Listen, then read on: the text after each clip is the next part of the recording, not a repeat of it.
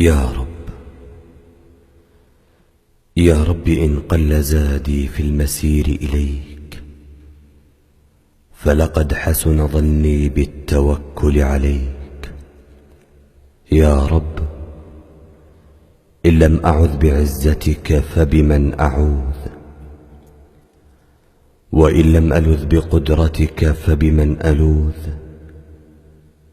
يا رب، يا رب، قد ألجأتني الذنوب إلى التشبث بعفوك، وأحوجتني الخطايا إلى استفتاح أبواب صفحك،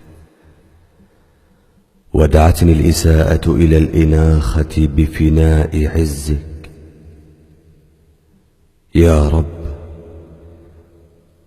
حملتني المخافة من نقمتك على التمسك بعروة عطفك، وما حق من اعتصم بحبلك أن يخذل، فلا تخلنا يا رب من حمايتك. يا رب، ذدنا عن موارد الهلكة، فإنا بعينك وفيك نفك. يا رب، نسألك بأسمائك الحسنى وصفاتك العلى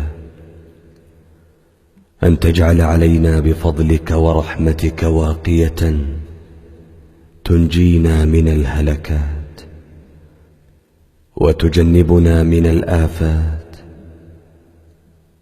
وتكننا من دواهي المصائب والملمات.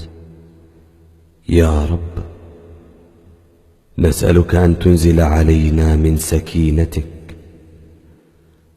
وأن تغشي وجوهنا بأنوار محبتك، نحن وأهلينا ومن نحب، يا أرحم الراحمين. يا رب.